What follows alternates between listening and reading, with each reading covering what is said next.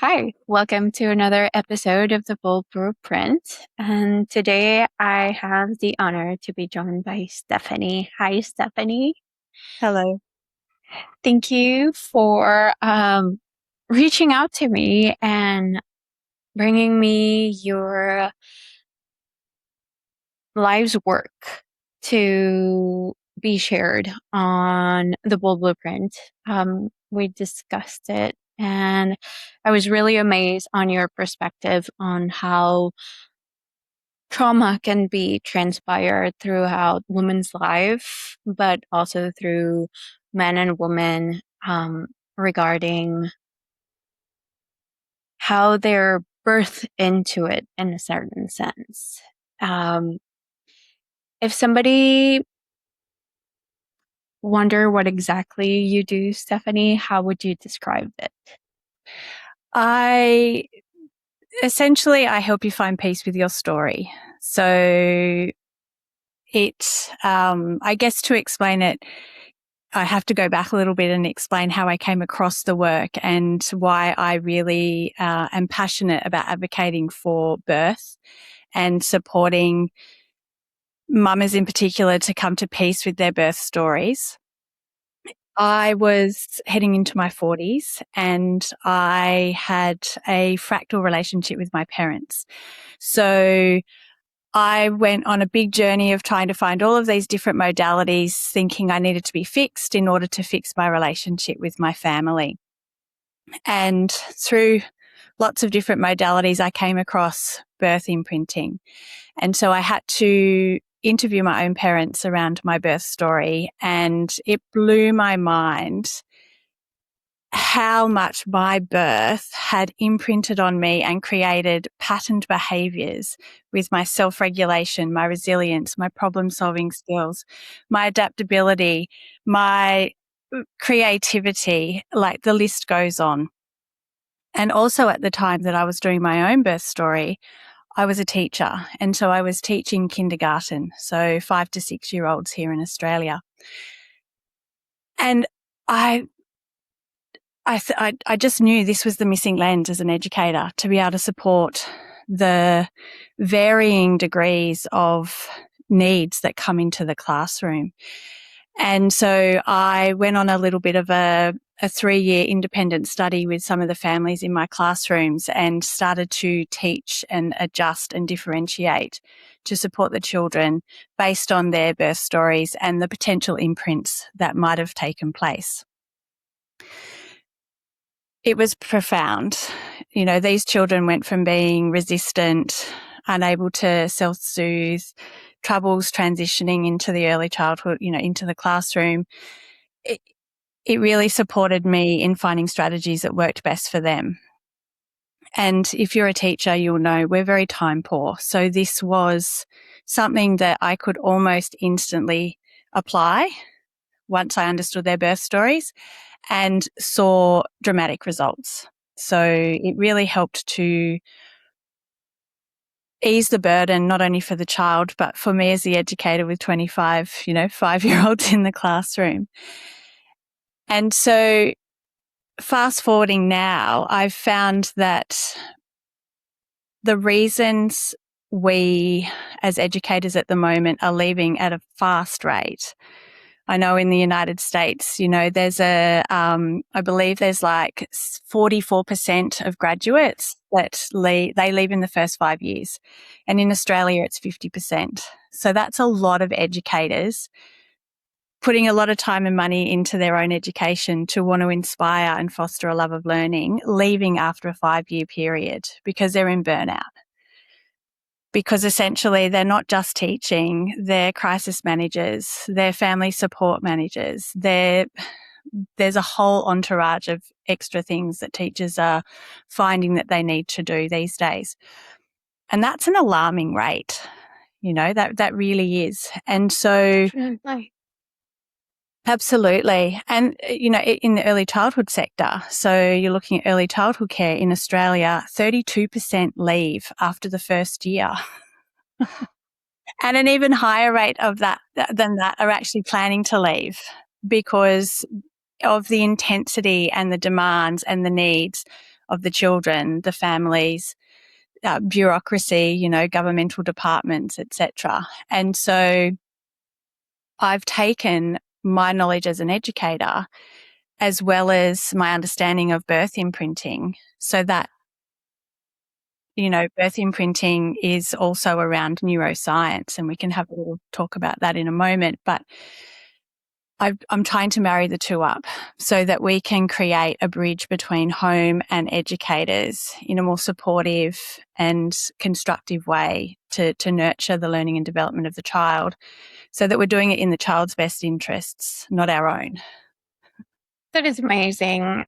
Um, this is incredible work that you're doing, but also one of the first thought that came to my mind when you say that is like, did you ever receive resistance from these parents because you were trying to come with this new idea of them seeing how their children can learn, but also how they can learn with them? I don't know if their resistance kind of like mirrored the resistance, if there was any resistance when were diving into your own birth story with your own parents. That's a beautiful question. Absolutely. Lots of resistance. And there's so many reasons why. It's a very tender subject, birth. Very, very tender subject. If you have a look at the statistics in Australia, I think it's around 40% find childbirth psychologically traumatic. And that doesn't even include the physical trauma that the body goes through, that the mother then has to recover from, or even the baby. There's also physical trauma that could be attributed from how the child's birthed with the baby. And there was a study done in 2024 here in Australia that 1 in 3 women claimed that they had experienced some form of trauma during their birth, when they were birthing their child. So it is a very tender subject, and we are very protective of our children. And, subconsciously though, those experiences that we go through when we're birthing our children are actually what I call shadow parenting our child. And so part of what I do as well when I work with women in particular is to help them come to peace with their story and to help them work through whatever traumatic experiences they still hold within their own cellular memory, but also that energetics as well, that the energetics of that is still held between them and their child too. And the child knows that because they were right there alongside them, physically experiencing that. And this is where the birth imprinting comes in. And the neuroscience, roughly around when we're 4 to 6 weeks in utero, our heart and our brain are starting to connect. And so, the heart being the first organ that's developed, and the heart actually continues to develop itself as it's helping to develop the rest of the body. It's an amazing center of our human physiology. And so our baby that's growing inside us is literally building those sensory, through their senses as they develop, is building their vagal tone, and which is connected through the back here, and then sets the nervous system regulation tone in the body and starts to imprint or map in the brain as it's developing in utero, and then through the physical birth experience and postpartum. It's building this map, this idea of what the world is and how to live through that. And so if you consider everything that's going on in your life while you are pregnant, even leading into the conception can have an effect on the nervous system and the vagal tone of the child, because that's still in mum's nervous system. So the baby, as it's growing in utero, is literally creating this map and this idea of what life's going to be like on the outside, and that's their safe space. That's all they ever know. So if they're being developed in an anxious mama, and rightly so, because when you are pregnant, it's a big life change, and, you start to think about all the things that could go wrong or all the things that you dream of, and, the list goes on. Definitely. And so, anxiety is normal, but it's not normal to stay in it. So, but we tend to a lot.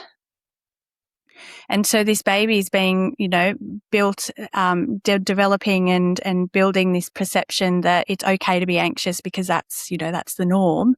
So when they come out, after the birth, and however they're birthed, via cesarean, vaginally, home birth, medically interventioned, there's so many different ways we can be birthed. It too then imprints, because it's their first physical major lived experience. So all the senses are on, they're filtering through the brain, creating the vagal tone, setting the nervous system up, and essentially telling them this is what life's like and this is how you can survive through it. So once they're born, if they're born and the anxiety sort of like eases, they're going to start creating their own stress and anxiety based environment, because that's their safety net. And so we're seeing a lot of this in the classrooms, these anxious children, these children that are struggling to transition. And, a lot of those children struggling to transition are usually C-section babies. And so if we start to map, okay, over 40% of our births here in Australia are C-section births. In the States, it's a little bit less. I think it's roughly around 31, 32%. But you've got these C-section births where the child hasn't had the opportunity to transition through the vaginal canal. So they struggle with transitions. And so you've got a lot of high-stressed, uneasy, not knowing how to transition children entering into the early childhood sector. No wonder we've got a massive rate of early childhood educators leaving. We've also got the same happening in the primary school sector. Now, I'm not saying that anyone who has a C-section, and this is the beauty about me and the work that I do, I help women to understand the birth stories and the imprints that potentially have landed in their child's vagal tone, nervous system, resilience, regulation, and set up this map. It's a ripple effect. Everything that will affect you will affect him, and how you deal with it will help him deal with whatever he's going through. I was listening to you talk about the statistics about cesarean, and I can totally understand, because it's such a, yes, it's a surgery, but it's such a traumatic event for a woman's body to go through. I can't imagine for a baby to get, basically his house has been cut up for him to get out of it. And it's so impactful as a woman, because you have to recover from your body being opened up and your baby taken out of it, instead of you helping him. And I know that all the cases are not at the same level, but this amount of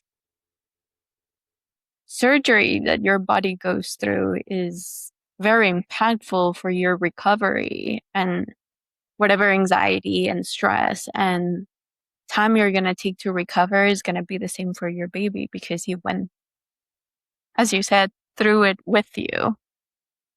Absolutely. I mean, for me, a cesarean birth is the ultimate warrior mother's birth. It's it's the warrior mother's initiation into birth. That's my personal perspective on cesarean births. And, I'm a very big advocate for supporting women to understand the blessings that have come with the challenges through their birth stories, because through those challenges, there are lessons. And in those lessons, if we're able to embody those and integrate them, then we are so authentic in our authority to be able to support others through their situations when they, if that tends to happen to them. And so I'm a very big believer that nothing happens without rhyme nor reason. Everything happens for a reason and a purpose. And so I help mama bears in particular come to peace with that so that they can actually enjoy, the fruits of their labor, and they can actually, instead of overcompensating, or sitting in shame or guilt, which we see very often in classrooms and early childhood settings, they're actually able to parent from a place of peace and pride. And, they can separate their own unresolved issues and unmet needs from that of their child's.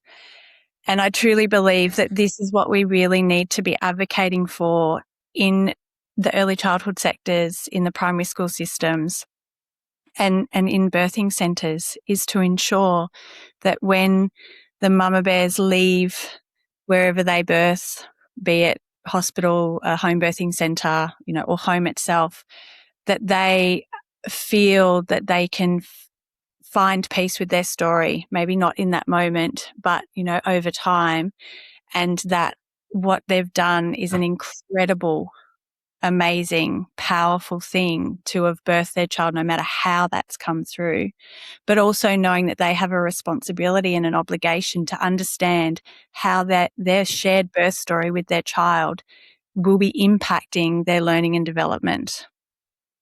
And so that's what I also help women and mothers to do, is to help them understand how their birth, so make peace with their birth story, but also how that birth story is going to assist them into understanding how to best parent their child for their child's sake, not for their own.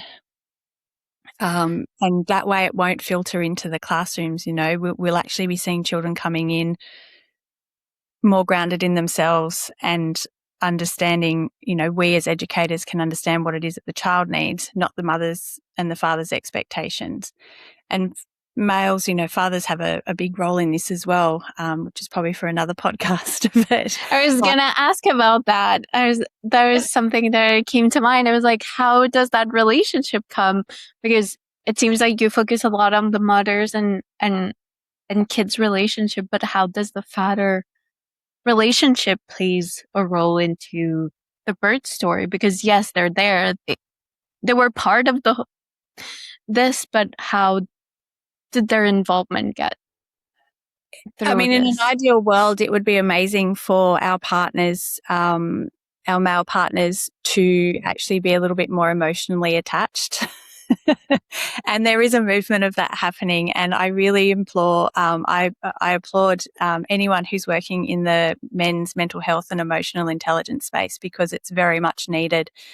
And so if we have emotionally connected and available men throughout our, conception, pregnancy, postpartum care, and obviously into the future of raising the children together, then we're on a really good path.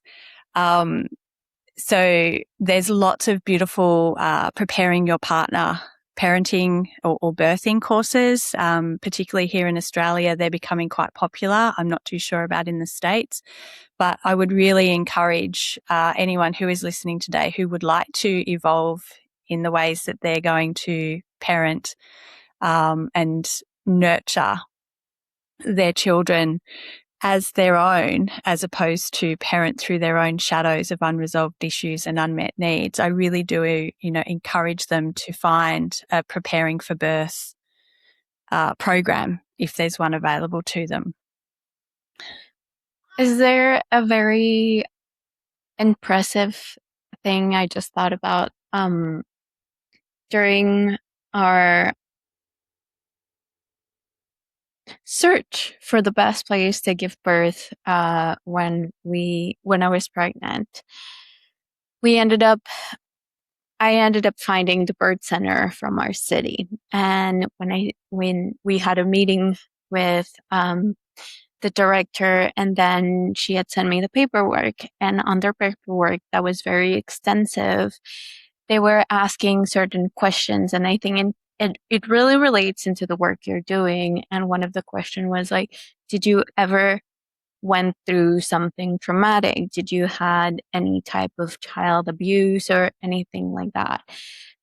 And I didn't really understand at the beginning mm, why they would ask that. And when I had a conversation um, with them and one of my friends that went through them too, it's childbirth is can be a really traumatic experience as well, but pregnancy in itself and postpartum can bring up all of these emotions. And I wanted to ask you if somebody that was preparing to enter this era of getting pregnant or preparing for pregnancy, what would be um, something that you would recommend for them to do before entering this period of their life? Beautiful question. And this is also part of what I offer with the work that I do with women who are in that situation. It's really about coming to, it's not about fixing yourself. It's not about, I'm even a little bit cautious when I use the term healing. It's more about you understanding, so having awareness first of what those things might be, and then coming to peace with that is what you've experienced and that makes up part of who you are, and finding ways to interpret the lessons that have come from that. Because like I said earlier on, those lessons then become you're an authority on those. You have actually authentically integrated that some way, somehow. And so knowing all of your shadows, sometimes you don't even get to understand them and sometimes they keep popping up, so perhaps the better way to say it is to understand and know that shadows will appear because motherhood is a massive initiation into, it's actually an invitation into really understanding who you are and how you got to be where you are, and choice around what you wish to impart onto your children and what you need to leave at the door. And so I really do encourage, anyone looking to start a family to really ask themselves and be so honest. Am I good with myself right now? And if not, what do I need to do in order to feel, to be good with where I'm at, what I've experienced? And, there's a big movement at the moment in and around co-regulation and co-parenting. And so one of the amazing tools that you can use and you can actually adopt not only for yourself to be able to ground yourself when you're in those moments of, my shadows have appeared, or, I don't know why I'm feeling the way that I'm feeling. I just know that I can't pass this on to my child. Breath work. If you can actually ground yourself into your body through your breath and anchor yourself in that moment of overwhelm, then that gives you so much foundation and support for you to be able to hold space for whatever's going on for your child without it becoming about you. And I feel that this is what we're seeing at the moment in the classrooms is that it's not necessarily about the child. It's about whatever the child's experienced in the home before they came into the early childhood setting or the primary school setting. And by no means am I blaming families for the state of the education system here in Australia. That is not what I'm saying. There's plenty of other reasons why it's not working as well.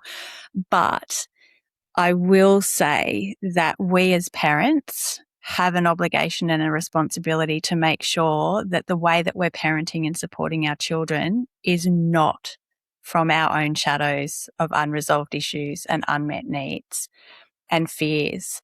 It is, we really need to be able to put that to the side. So breath work, if you can find yourself a beautiful breath work course. And I'm not talking about the holotropic or the Wim Hof, or I'm literally talking about coming back into being able to breathe efficiently and effectively, and understanding how that then anchors you into your nervous system through your vagal tone. And it actually, what we call, widens the window of tolerance. So there's a bit of like a polyvagal theory coming in here. And finding other tools that you'll need in your toolbox to be able to support you through your parenting, through your transition into motherhood, so that when you do find yourself in that overwhelm, you've got some support mechanisms in place so that you don't then, project yourself onto your child unnecessarily. That is incredible. I feel like it's the little things, right? Is how can you calm your nervous system and find yourself a way back to yourself, and just I've started meditation, and I think it's the little things. It's just start very easy. 5 minutes, 10 minutes, and just be present with yourself. And we're all busy. It's a fact. We all have busy lives, work, kids. But sometimes it's just about before you get on to your busy day and just finding that way to center yourself so you're ready to come back. I think that sometimes we get very overwhelmed, and I think that that's one of the feelings that I've been dealing with the most lately. Sometimes I feel like, or I'm not doing enough, or I'm doing too much, and I'm like, well, I get anxious. Let me sit down and try. I bought a coloring book because I was like, I need to find a way to step away from my phone, step away from the world, and just like take time for me and let my my inner child just like run wild for a while, and feel that self of calm. I think that it's very hard when you're an adult and the world is just screaming at you in all ways, that you're able to just sit down and feel a sense of calmness. Um, Absolutely. The one thing I will say though too, and this is the other aspect of what I would encourage people to do when they're looking to prepare for birthing and starting a family, is to actually know your own birth story, which is obviously at the crux of my work as well, because the way that we are birthed tends to create the way that we then birth things into being. So understanding how our birth has impacted us and our creativity, our self-regulation, resilience, the way that we work through challenges, and build relationships, etc., is really important. And knowing your own birth story too can give you some, not only your emotional and mental preparation and understanding, but it can also give you some ideas on the physiology of what birth might be for you as well. Because there is, I'm not sure of the statistics, but there usually is a bit of a link as to how you were birthed and then how you will go on to birth. So if you've got access to that, between the breath work anchoring you and feeling safe in the body, that would be the first thing to nurture and, get your nervous system right so that you can then actually step into what your birth story has been doing for you throughout your lifetime, and the beautiful information in that will then assist you in birthing your own child into being. So they're the two things that I would highly recommend anyone who's planning to birth, even mama bears who have already birthed and would like to birth differently or parent differently from their first child, which happens naturally anyway. But if you want, to be more informed or to evolve, I call it the evolved mother. If you're wanting to evolve, then yeah, those are the two things that I would be looking to do. The only other thing I have come across as well, though, or that I've found is that we don't all relax in the same way. So Coloring books might work for you, but for me, and I love yin yoga. Yin yoga for me is Oh. absolutely one of my favorites. But on the other side of it, I like to dance. So it depends on, because with our parasympathetic nervous system, that's our doing nervous system. You know, we need to be able to regulate that in a healthy way, not just do, work, you know, grind. We need to recognize what a healthy sympathetic nervous system looks like too. So bringing dance in sort of helps us to balance that out and find our And, healthy connection. and also acknowledge we're not all the same. We're not going to be able to regulate all the same way. Um, I had two important questions to ask. Mm-hmm. The first one is, what exactly is your birth story? Are we talking mom getting pregnant, mom being pregnant, mom giving birth, and mom going through postpartum?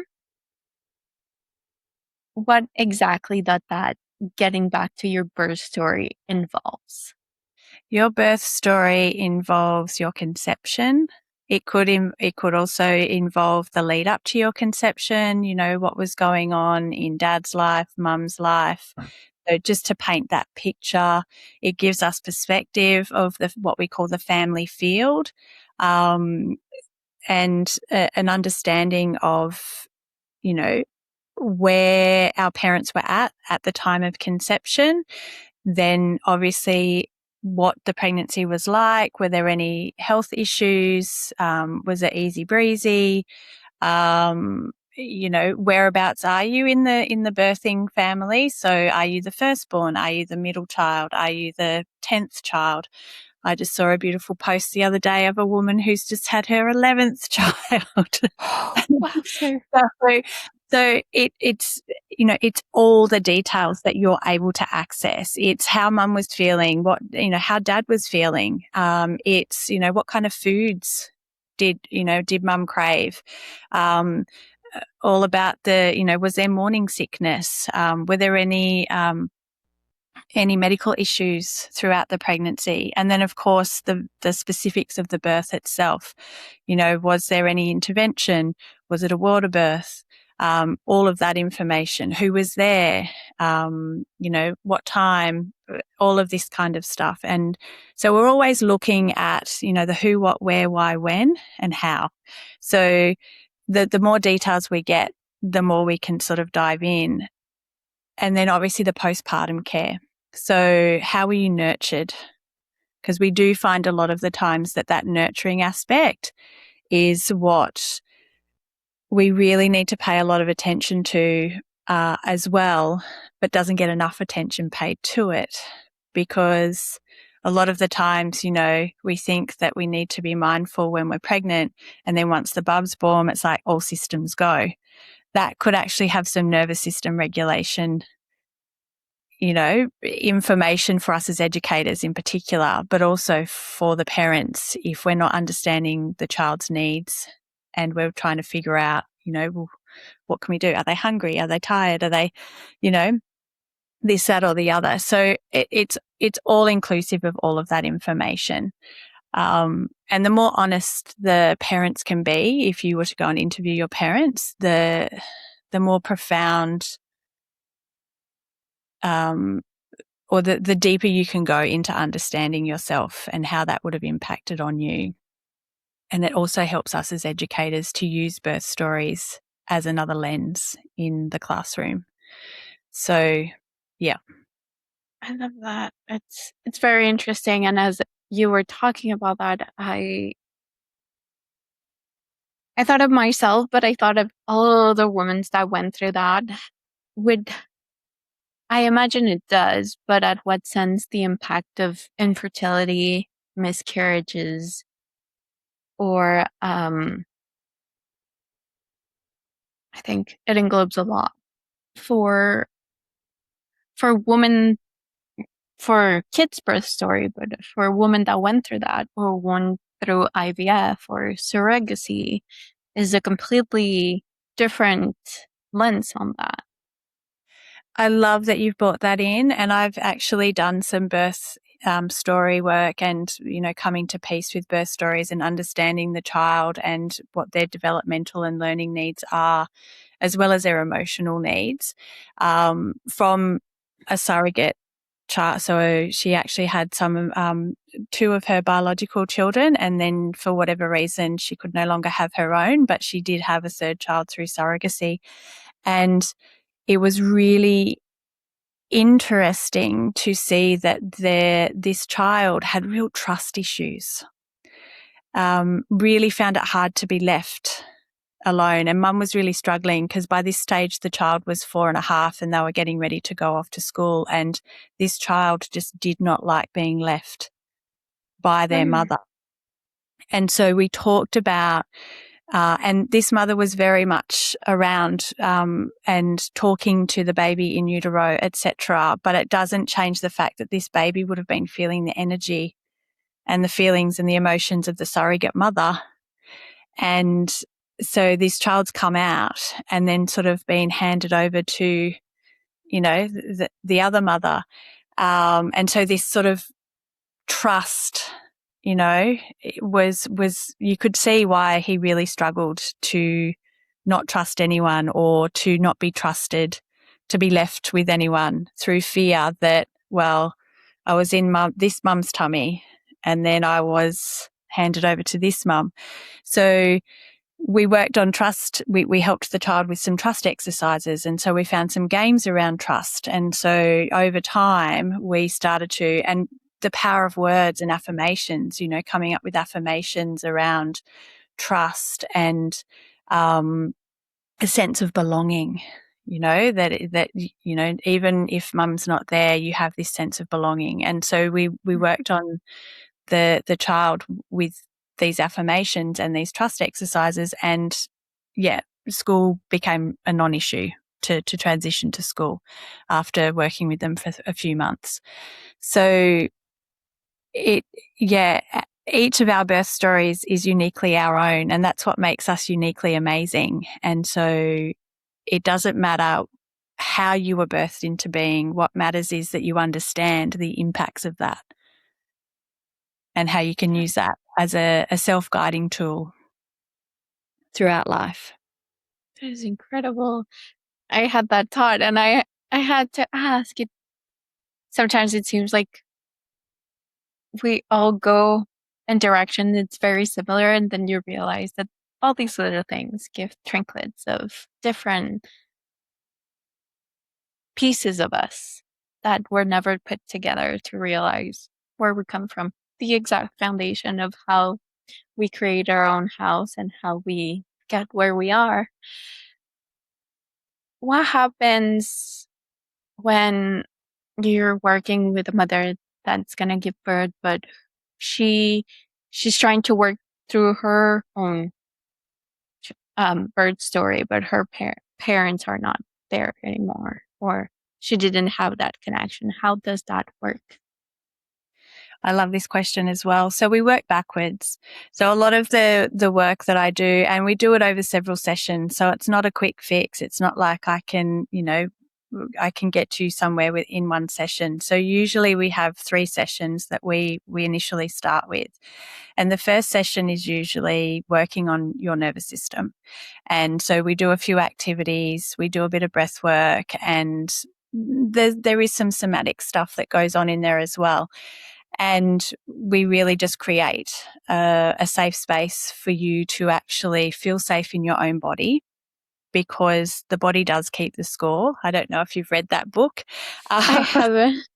It's on my list. I will definitely read it. So to answer your question, we can work backwards. So there's several questions that I sort of ask in the first session that do focus on your parents or the memory of your parents. If you are adopted, it does get a little bit trickier. So the questions do change a little bit. And so we look more at individual sort of pattern behaviours, triggers, etc., to give us a bit of a picture. And usually then your inner knowing once you're calm and that you're actually connected to your body and you feel safe in your body, you actually will start to bring up that cellular memory in some way, shape, or form, and we can piece the puzzle together that way.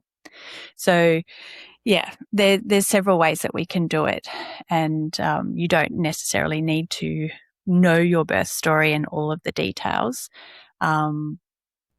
But that's the other thing that I'm advocating for as well, is that we actually do record our birth stories for our children, not just to be able to inform early childhood educators or our own parenting or primary school teachers, but to celebrate, the first chapter of our legacy.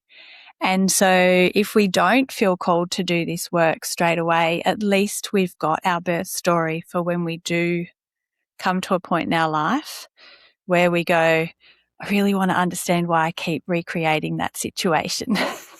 No, it's very important. It's like, I feel like a lot of people in my surroundings or my community of people that I'm getting to know through this platform are in that path of searching.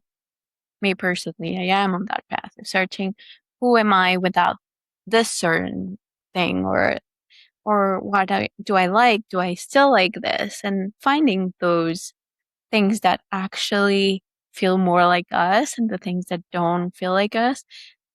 And you saying that it all trickles down to certain pieces of how you entered this world or how you were created into this world has such more meaning to everything that we do. And I wanted to ask, how did that came into your own life? Because you were a teacher, and I don't know if you felt like that was your purpose, but as I hear you speak, I see that what you're doing now really lights you up and brings a whole other level of purpose into your life. So how did that all came together? I guess, like I mentioned at the beginning, was that I was on this journey to rekindle a relationship with my parents. I've got two amazing children and I love my family. I'm a very family orientated person, and it was just, there was this piece of me that just felt unmet, in and around. And don't get me wrong, my parents have always been amazing, to my children. But yeah, there was just this fractal relationship. And so coming back to peace with my own story then brought me so much compassion and non-judgment for my parents that it was easier to be able to, build the bridge, so to speak, and to rekindle a relationship that is really based on, respect and this unconditional love. And it felt so good that I want everybody to feel that, And being a teacher and having access to so many families all the time, you will see, the heaviness that life brings. And yet I could see this spark in each and every family member and child. And I think celebrating the fact that we're all here for this human lived experience and helping people to make peace with that, as opposed to try and fight it or detach from it, is really what this work is about. I have a little saying that, I'm here to help you celebrate your unique amazingness. Because I have this ability to see the potential that lies within each and every one of us, if only we come to peace with ourselves first, so that we can then enjoy this human lived experience. And, it doesn't mean that it's all lollipops and roses and unicorns by any means, but what I've learned is that through challenges come the lessons, and those lessons are our own medicine that we're here to embody and then to impart onto others. And so I really do feel passionate about helping mothers in particular because they do hold the gateway. You know, they are the gatekeepers into this human lived experience, you know, whether you're born um, male, female, and then change your identity or whatever it is that you do in this lifetime, you still come through that birthing portal. And so, you know, there's a beautiful saying that in order to heal Earth, we have to first heal birth. So, you know, and there's a massive movement around that at the moment. There's so many amazing people in the birth space that are really advocating for this, and, you know, bringing the importance of community back to supporting families that are expecting as well. You know, this doesn't just fall on the mother's shoulders. This is a community thing that we need to be, you know, really mindful of, because the family field, you know, the energy and whatever's going on in and around the mother and the partner, you know, the father has a flow on effect.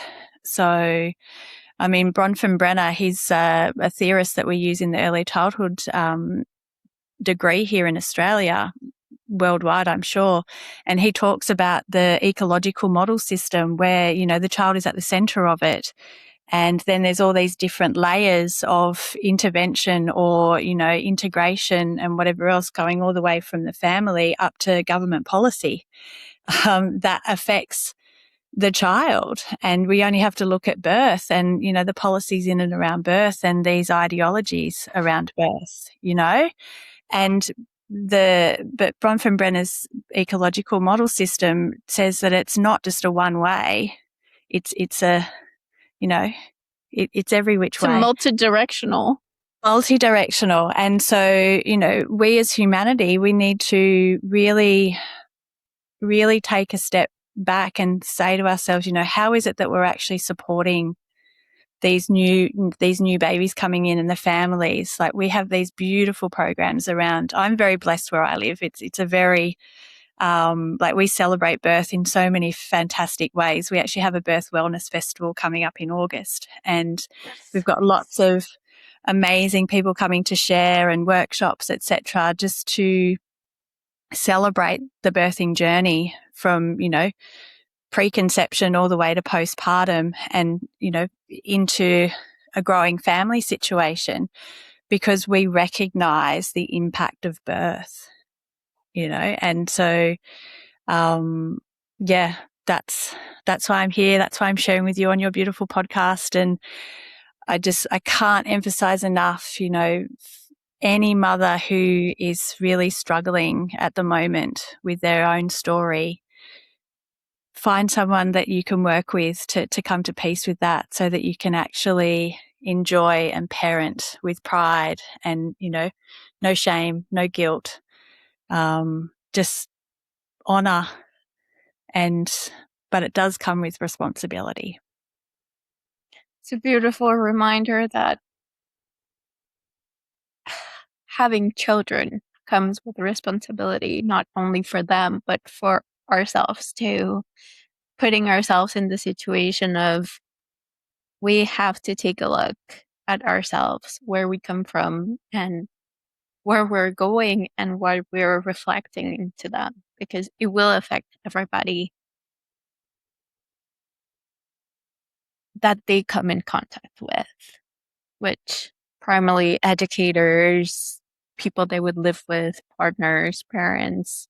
And it's incredible work and it's amazing. And I appreciate you so much for sharing your knowledge and what you do, because I really wished that it was something that was not only thought when you're having kids, but maybe was something that was taught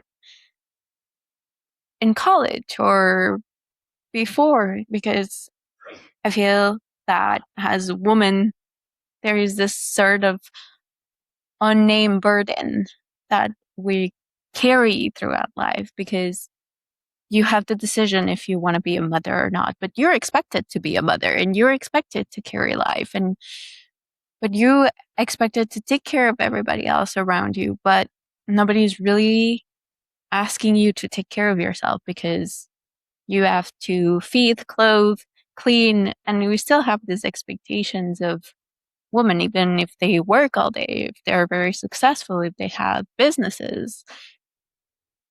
And we forget that it's not a one-way street, but it comes more certain as a partnership. You're Mm-hmm. not having a child alone. You're having a child with somebody else. And even if that person is not going through birth, is not going, they still need to realize the accountability of putting another human being on this planet and doing the work. Absolutely. Absolutely.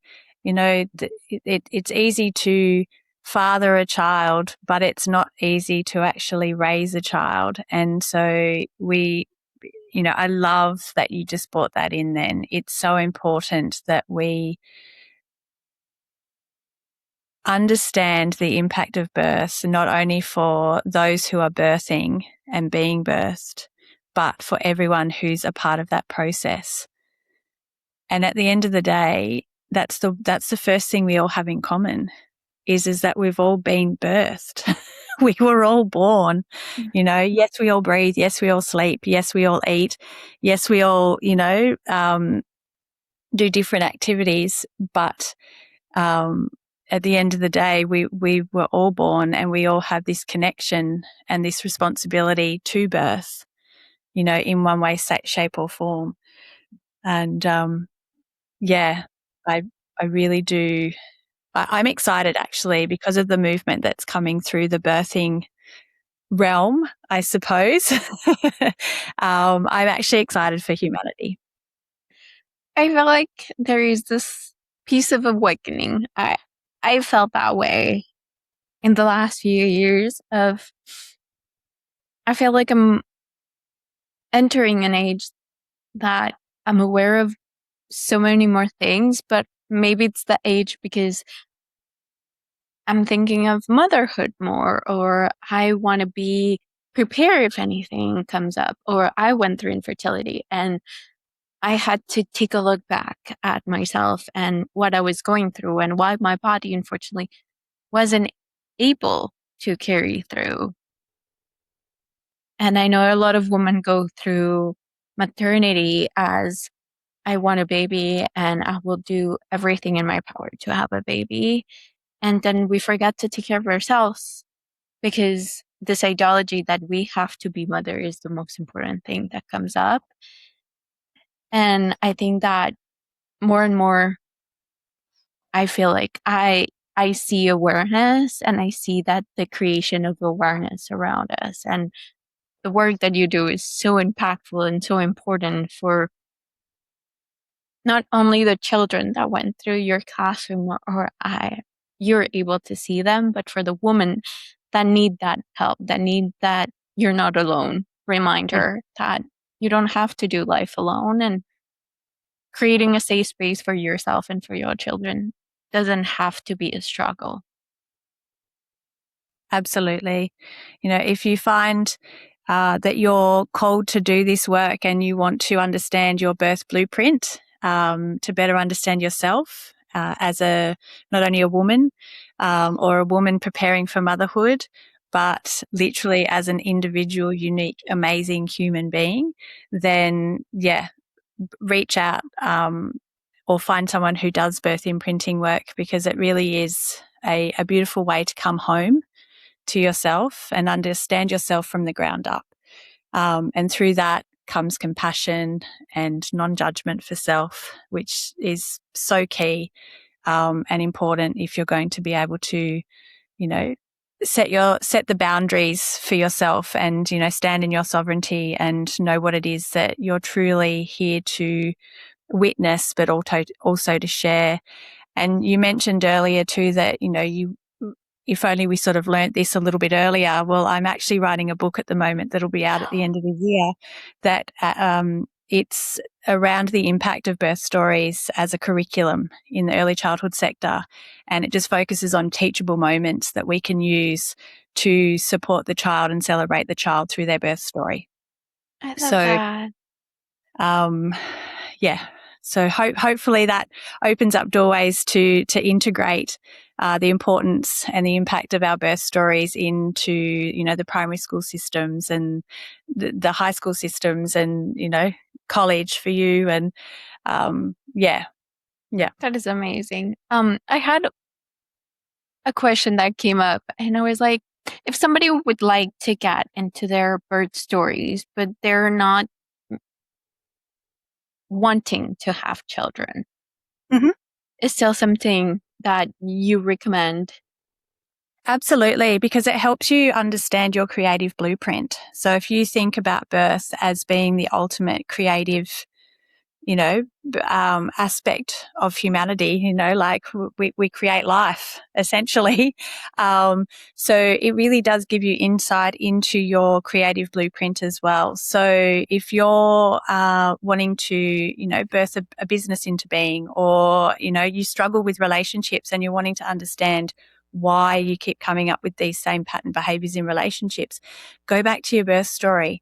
Have a little look at your relationships that were imprinted onto you and, into your cellular memory and your expectations of relationships and boundaries and responsibilities. And like, there's so much information in your birth story that will filter out through your entire life, through relationships, through projects, through business opportunities, through career opportunities. It really does give you insight into your um your ways of being and knowing, because they were ingrained in you at the beginning. And we're nonverbal for some time, and so our brains are hardwiring straight away, even though we can't verbalize what it is that we're thinking and seeing. And there's a lot of research to say that babies are highly intelligent, even in utero. So don't underestimate the intelligence of a baby growing in your womb, or postpartum. It's just that they can't verbally explain it to you or express it to you. So our birth stories really do give us wonderful insights into how to better understand ourselves, how to overcome our challenges and our pattern behaviors. And, again, it gives you authority over what it is that you speak to and whom you speak to, because it's authentic and integrated within you. That's amazing. So it's a work for everybody. Absolutely. You've given me so many little quotes that this feels a little weird to ask, but is there a quote that has always been on your mind or you always go back to, or a phrase? Oh, I mean, Dr. Zeus always comes to mind, all the places we will go.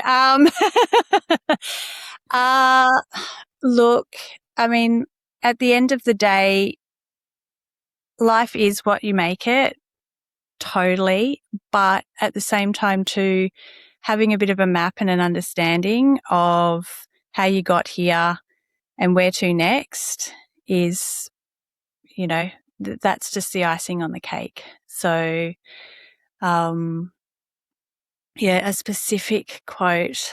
I don't know. I've got so many. I guess at the end of the day, just really, stay true to you. I love that. Thank you, Stephanie. This was an amazing conversation, and I am so grateful and